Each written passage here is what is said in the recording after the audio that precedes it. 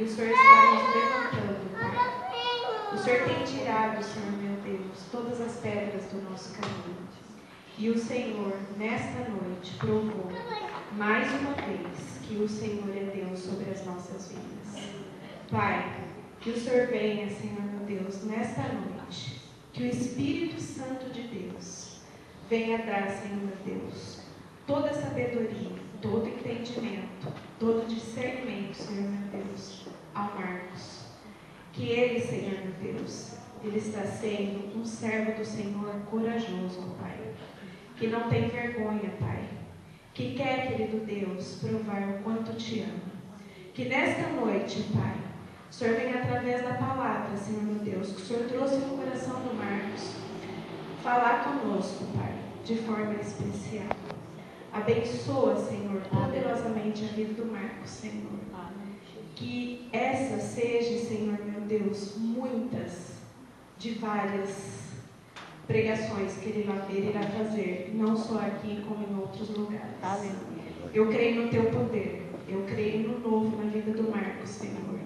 E eu creio, Senhor, que o Senhor está aqui nesta noite conosco e que o Senhor seja o convidado de honra. Aleluia. Eu quero te agradecer e te louvar, Senhor, por mais uma rica oportunidade de estarmos na sua presença. Amém. A Débora tem um testemunho que ela quer dar para a igreja.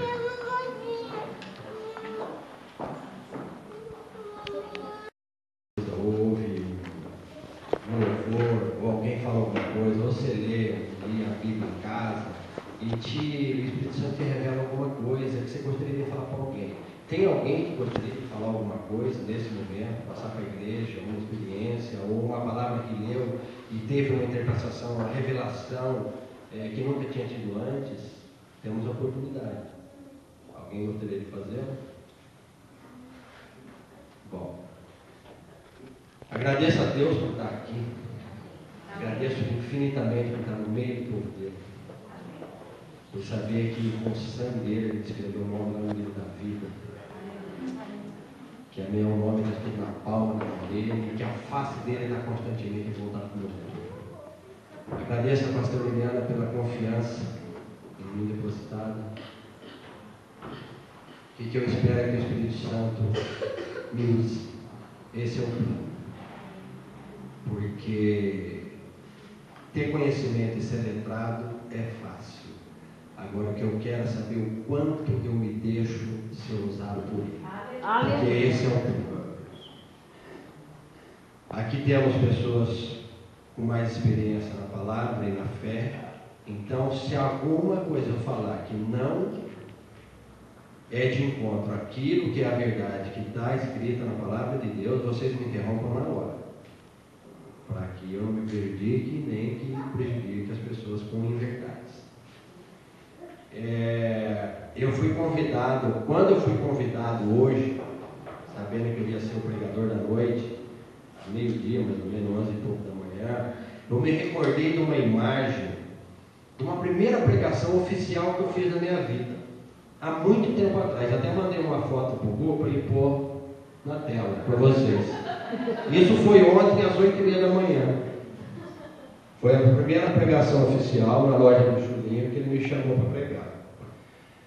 Eu era para ter pregado uma terça-feira passada, ele viajou, aí ficou para ontem. Eu já tinha aquela palavra já de trás para frente, de frente para trás, porque eu fiquei 3 semanas estudando ela. E cheguei lá, me apresentei, e a hora que eu ia abrir a Bíblia, que eu ia começar a falar sobre a palavra, ele falou: acabou. Mas eu não preguei. Isso eu aprendi. Muitas das coisas que provavelmente eu vou falar aqui, eu aprendi com a paciência, com a calma, com a tolerância da nossa pastora, quem Deus pôs na minha vida, e muitos ensinamentos, muitos.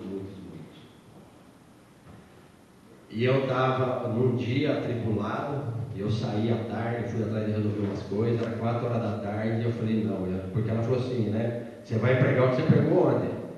Eu falei, mas eu não sei se Deus quer, eu vou tirar uma palavra para ver o que Deus quer que eu fale que é mesmo, porque se não sou eu vou lá falar. Aí eu estava num lugar esperando uma pessoa, peguei meu celular, fui abrir a Bíblia, né? Porque é diferente de se abrir aqui, né? Aí eu virei para o lado, rodei para cima, rodei para baixo, dei 2 apertando. Então caiu no livro, caiu no capítulo e caiu no versículo, né? Acabei de ler, apaguei e pensei comigo. Então.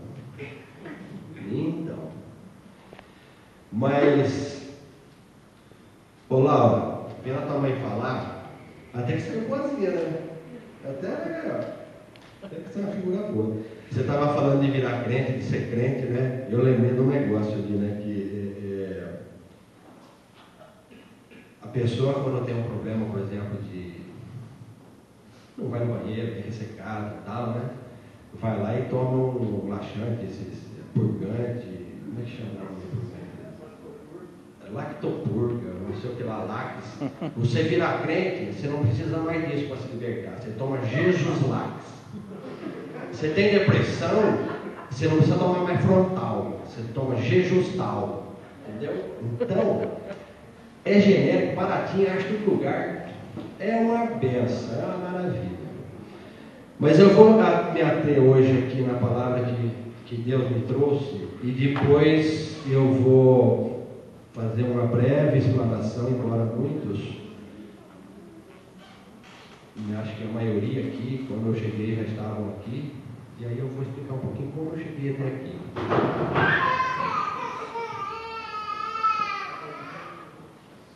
Ô Carlinhos, você não sabe ter empurrado ele, né? A palavra que Deus me deu, ela tem uma série de títulos. Então eu vou me ater ao título e ler o que ele significa e podemos fazer algum comentário junto. É Tiago 1:1.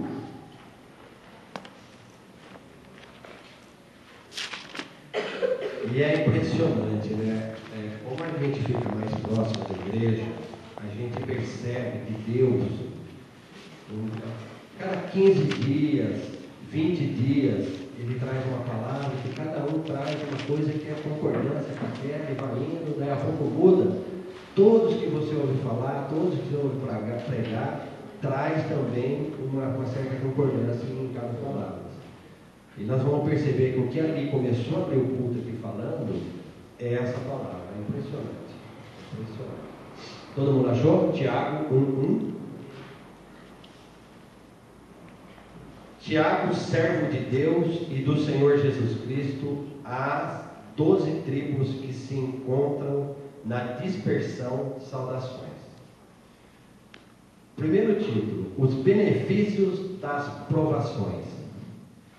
Meus irmãos, tende por motivo de toda alegria o passardes por várias provações, sabendo que a provação da vossa fé, uma vez confirmada, produz perseverança. Ora, a perseverança deve ter ação completa, para que sejais perfeitos e íntegros, em nada deficientes. No processo de conversão, eu acredito que a parte mais difícil é entender a provação. É ter o entendimento dessa provação. Eu ia inclusive fazer um resumo, mas é um texto, escrito por Deus, é um texto tão detalhado em cada aspecto que nós vamos ler, que eu resolvi ler realmente o texto. É um pouquinho longo, mas que vale a pena. Então, uma das coisas é a dificuldade de nós entendermos o que é passar por essa provação, que é onde a gente se atrapalha, onde a gente tem o murmúrio, onde a gente escorrega, onde a gente procura pastora. É uma responsabilidade muito grande, porque o pastor, aquele que tem a sua liderança, orientação espiritual, ele não pode falar para você, faça A ou faça B. Ele tem que pedir uma orientação do Espírito Santo, de alguma forma, que vai te colocando alguns ensinamentos, alguns conhecimentos, para que nós próprios vamos chegando a algumas decisões. E isso eu tenho experiência prática disso. Ontem aconteceu uma situação muito idêntica ao que eu estou descrevendo com a Raquel, onde nós comentamos também que ela passou por um problema, explicou para a Lia e falou: então, era uma coisa que eu temia muito e orei muito, mas eu não posso te falar, não pode mesmo. Então, a orientação espiritual é importantíssima, ela é importantíssima, e à medida que você vai testando, né, você vai ficando mais firme. Você fala: não, pô, meu pastor diz tal coisa, eu vou pesquisar, vou tentar me orientar para que eu não me prejudique, né? Porque você já está passando a prova, então você ela piora mais ainda. E tem esse é um momento interessante de colocar, o que eu vou colocar agora. Algum tempo atrás, a Eliana me ensinou, porque a gente ouve falar o seguinte: para cada situação nós temos uma oração, temos um tipo de oração, nós temos um tipo disso, um tipo daquilo, e a gente vai ficando confuso, né? Então, quando a gente mais sofre, quando nós estamos passando por uma provação, mas nós não sabemos, né? Porque tem um que fala: não, Deus está permitindo, né? Não, é o Satanás está te tocando, não, pô, isso é uma coisa que eu fiz. Então, a primeira coisa, toda a tribulação, querido e soberano Deus, se isso que está acontecendo é para que eu aprenda, para me ensinares algo, pelo amor de Deus, me ajude a enxergar, porque então eu vou ter que passar de novo. Se é alguma coisa que eu semeei, necessito desesperadamente da tua graça. Mas Satanás, é tu que vieste para roubar, matar, destruir. Eu te repreendo e te ordeno que me restitua inúmeras vezes. Estás tentando ou estás derrotando. Então, é um negócio muito interessante. E eu, quando aprendi essa oração, a minha vida ela mudou, porque ela me traz uma reflexão, não só do que eu estou vivendo, não só das promessas que eu tenho na minha mão, mas também de como foi o meu passado. Porque não adianta eu ficar chorando muito também, né? Porque se fôssemos todos santinhos, eu não estaria aqui. E associado a isso, uma coisa que me sustenta muito, e essa me sustenta mesmo, porque a palavra diz o seguinte: que o Senhor jamais desampara aquele que o procura. Então isso me sustenta. Então na tribulação, eu lembro disso, eu oro, eu glorifico,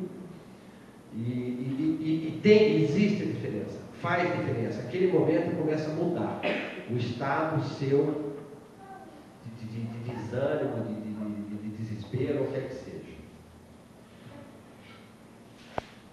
Na sequência. Como obter a sabedoria?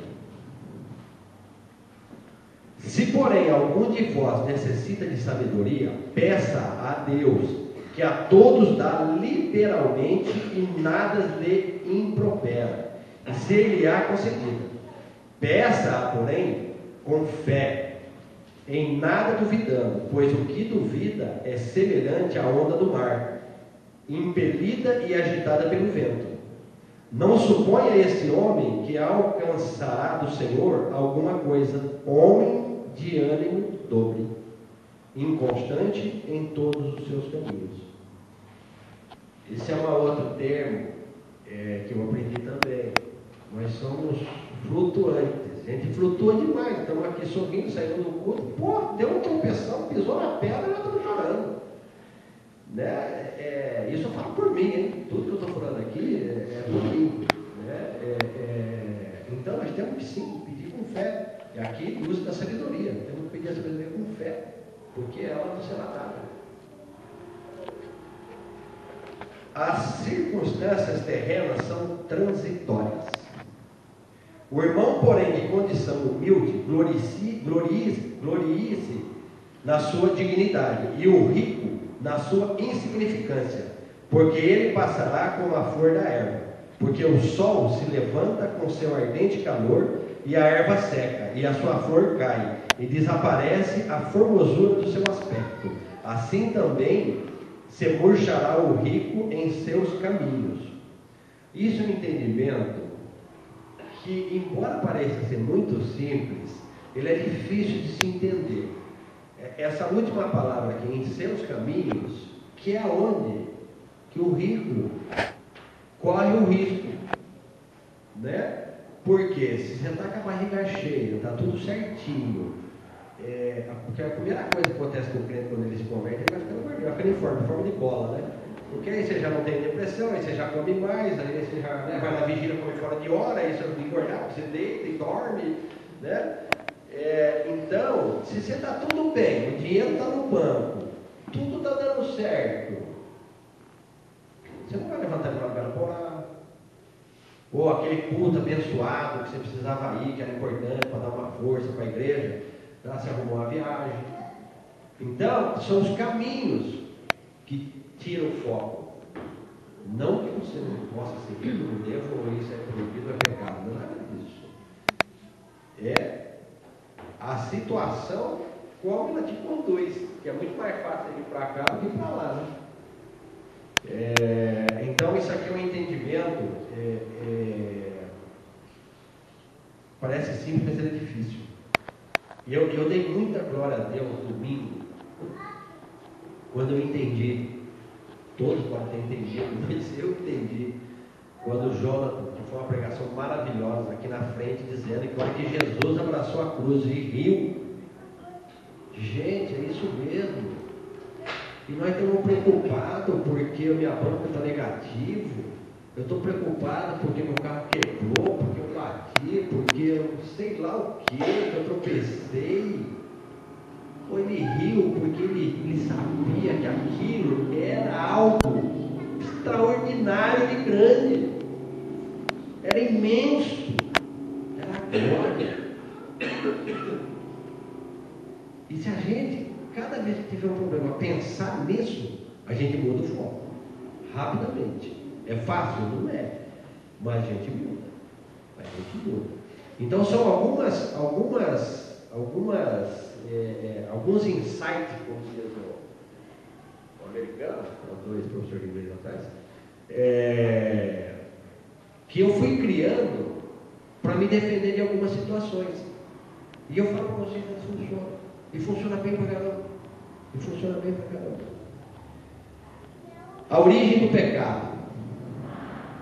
Bem-aventurado o homem que suporta com perseverança a provação, porque depois de ter sido aprovado, receberá a coroa da vida, a qual o Senhor prometeu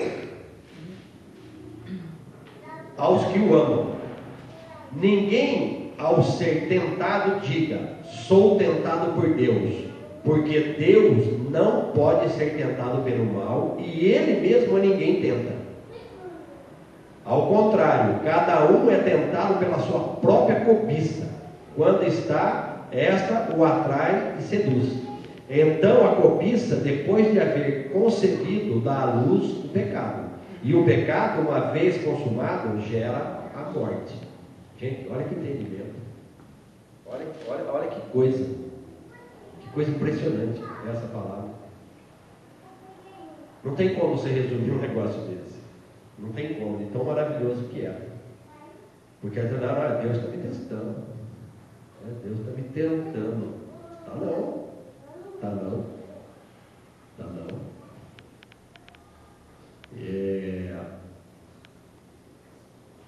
Gente, de novo eu falo por mim, né? Se tem uma coisa que é fácil, é achar que eu não sou responsável. Porque a culpa não é minha. Mas como é fácil.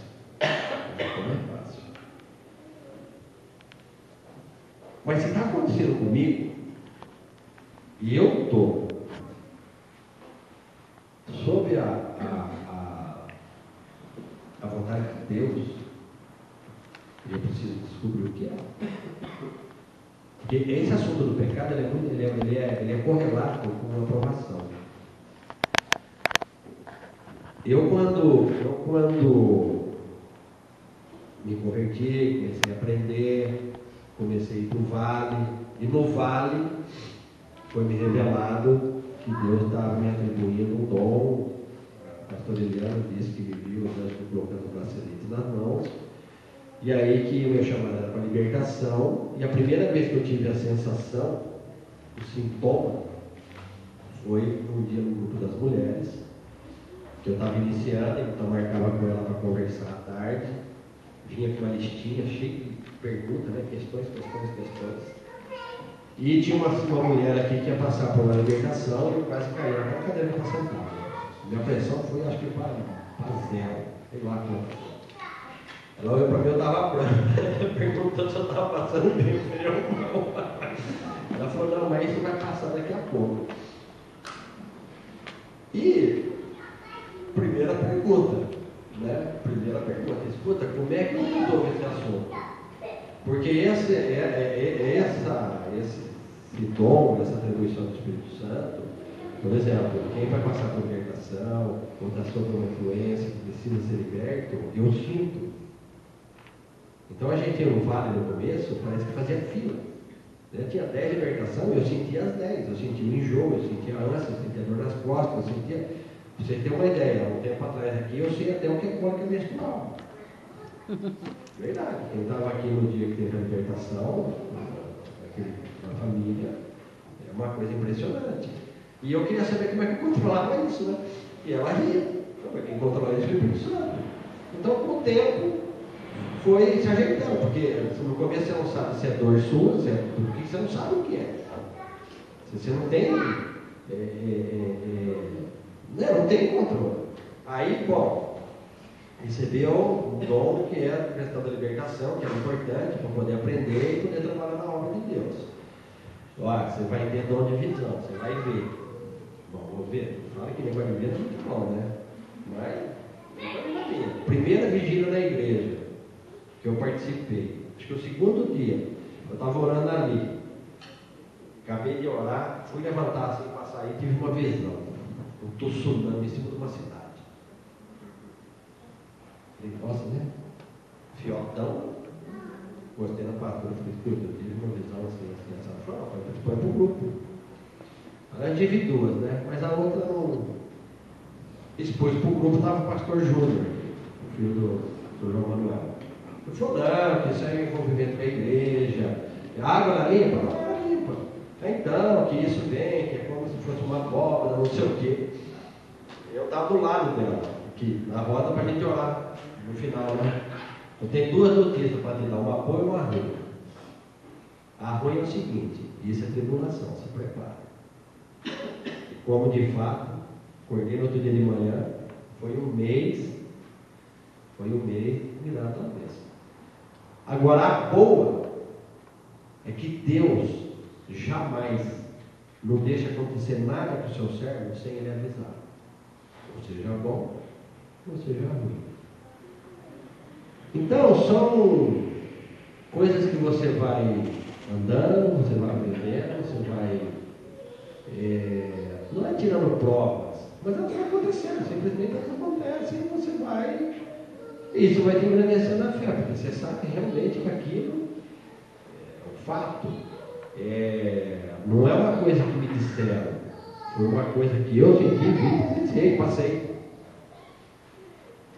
Então isso é só para exemplificar essa questão. Se nós estamos realmente buscando o caminho de Deus pelas vias principais, não pelas paralelas, Ele é conosco, sim, sempre. A prática da palavra de Deus. Sabeis estas coisas, meus amados irmãos. Todo homem, pois seja pronto para ouvir, tardio para falar, tardio para se irar, porque a ira do homem não produz a justiça de Deus. Portanto, despojando-vos de toda impureza e acúmulo de maldade, acolhei com mansidão a palavra e voz implantada, a qual é poderosa para salvar a vossa alma. Tornar-vos, pois, praticantes da palavra e não somente ouvintes, enganando-vos a vós mesmos. Porque se alguém é ouvinte da palavra e não praticante, assemelha-se ao homem que contempla no espelho o seu rosto natural, pois a si mesmo se contempla e se retira, e para logo se esquece de como era a sua aparência. Mas aquele que considera atentamente na lei, perfeita lei da liberdade, e nela persevera, não sendo ouvinte negligente, mas operoso praticante, esse será bem-aventurado no que realizar. Se alguém supõe ser religioso, deixando de refrear a língua, antes enganando o próprio coração, a sua religião é vã. A religião pura e sem mácula para com o nosso Deus e Pai é esta: visita os órfãos e as viúvas nas suas tribulações, e a si mesmo guarda-se, incontaminando do mundo. Esse último trecho aqui, ele é realmente poderoso. Ele tem uma profundidade muito grande, muito grande. A gente vem à igreja, a gente congrega, a gente se abraça, desejamos que todos tenham uma excelente semana, desejamos que todos tenham um dia de vitória. E muitas vezes, na hora que nós acabamos de sair, a gente se esquece de tudo. Então tem comentários, tem situações que a gente ouve e fala, mas gente, para que isso? Para que aquilo? Afinal de contas é o seguinte, o que a gente vem fazer na igreja? Por que nós saímos da nossa casa e vivemos até a igreja? É para buscar Deus. É para se alimentar da palavra dele. Não que em outros lugares a gente não consiga a mesma coisa. Só que aqui, a possibilidade de nós sermos atingidos pelo Espírito Santo, através de uma palavra revelada, e sairmos daqui transformados, podemos atuar de forma diferente na nossa vida, no nosso dia, a probabilidade é muito maior. É muito maior. Você não está próximo de uma televisão, você não está próximo de uma pessoa que está falando do vizinho, você está aqui todos com um único objetivo, que é alcançar a Deus, é buscar essa unção, esse entendimento. Por quê? Porque nós podemos pegar os pregadores mais habilidosos que existem. Ele pode até falar, ele pode até te tocar, mas dificilmente ele consegue te transformar. Você dá 2 passos e já mudou, já esqueceu. Ao passo que quando o Espírito Santo toca e revela aquilo gruda. Aquilo só desgruda de mim se eu quiser ficar jogar fora. Senão, não sai de mim mais. E é aí que ocorre o processo da transformação.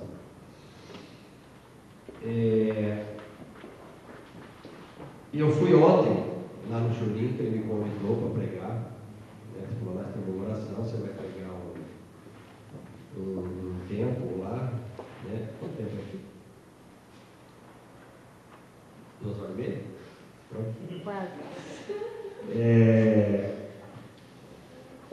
E foi um negócio muito gostoso. Porque pela primeira vez, eu nunca dei um testemunho, nada. E pela primeira vez eu contei como eu cheguei aqui. No caso foi lá, né? Eu estava lá, vocês viram a foto ali, eu estava atrás do balcãozinho e o meu início foi assim, como eu cheguei aqui. Daí estou aqui falando com vocês hoje, cuja é a primeira pregação oficial, o cujo eu fui convidado. Que isso também é uma profecia que foi me falado. Além de trabalhar na libertação, além de ter a visão, além de ter... tu vai ser profeta, você vai ser pastor, vai ser pregador da minha palavra. Eu brinquei com o Carlito dele no hospital, eu estou parecendo um caixa de banana.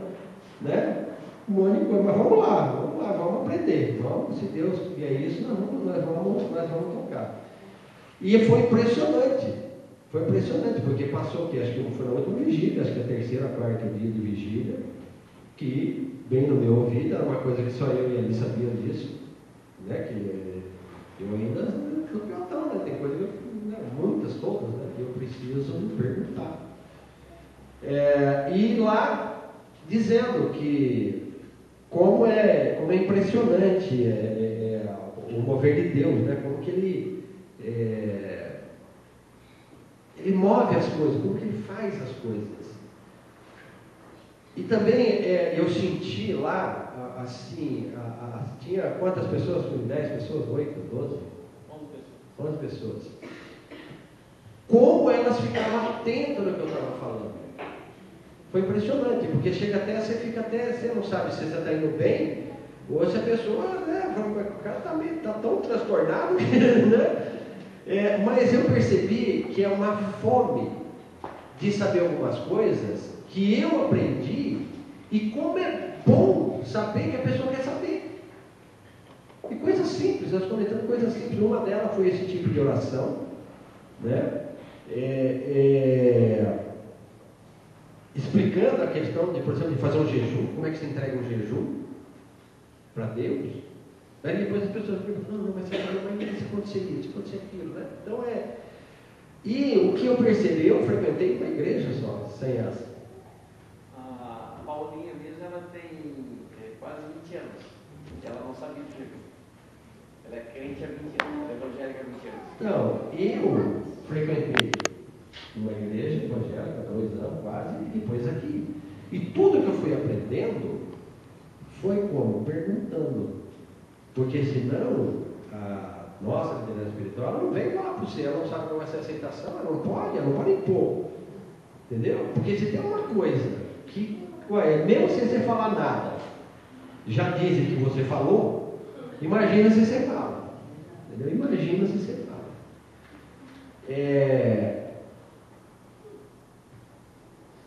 E são situações que você não vê. Você não vê ser colocado na igreja, justamente por esse motivo. Então, uma coisa que eu falo para vocês, se não tiver dúvida, procura, pergunta, né? Nós tivemos amigos aqui, inclusive da igreja, que também não sabiam disso, como entregar o jejum, por exemplo, a Deus. E é importantíssimo, o cara fez uma semana de jejum e entregou para quem? O bicho. Né? O Carlos, inclusive, né? Nosso companheiro de intercessão, certo? Quando você vai fazer um jejum, você vai fazer ele com propósito. Entendeu? Muitas vezes eu vou fazer um propósito, querido Deus, para mim crescer em graça, conhecimento, em sensibilidade, porque eu preciso te ouvir. Se eu quero estar fazer a tua vontade, eu preciso do que você quer. Você fez para o jejum, olha, eu não vou me alimentar de tal hora até hora, mas vou tomar um pouquinho de água, ou não vou tomar nada, vou passar seco. Chegou na hora determinada, você precisa entregar para Deus. Olha, querido Deus, eu, por exemplo, peço para Deus me sustentar e para o Espírito Santo me manter alerta. Porque para a gente te oferecer uma balinha, um café e você tomar e esquecer, é dor paleta. Não é? E você esquece. A hora que você diz, já foi, tá bom. Então, você entregar, agradecer a Deus por ele ter te sustentado e o Espírito Santo ter mantido vigilante e que você está entregando a ele de acordo com aquele propósito. Você pode abrir uma palavra, você está em casa ou em algum lugar de Deus, você abrir uma palavrinha, meditar nela, versículo 2, e aí você entrega realmente para Deus o seu jejum. Tem uma coisa que eu nunca vi ela falar, não sei nem se eu posso falar, mas eu vou comentar, porque é importantíssimo, também se refere ao jejum. Se não puder falar, eu já falei, mas vai ser importante. Imagina que você vai fazer, por exemplo, 3 dias de jejum. Eu vou jejuar meio-dia, sei lá, meia-noite. Por exemplo. Da 1 da manhã, da meia-noite e 1, até as 11h59 do outro dia, você não está em jejum, né? Mas você está com 3 dias de jejum. Então você está passando os dias com jejum. Você não pode fazer ato prático de uso de atividade sexual. Não é porque você está fora do horário de jejum que você não está em jejum. Você está comprometido com os 3 dias. Para transformar ele, não estava pondo ele dar prova, para mudar, para trazer ele para ele, e fui lá e eu estraguei tudo que Deus estava fazendo, eu estou pegando a prova daquele ponto todo a mim. Então, uma coisa que se vocês se atentarem, vocês vão prestar atenção. O cristão crente mesmo, que tem um certo entendimento da palavra,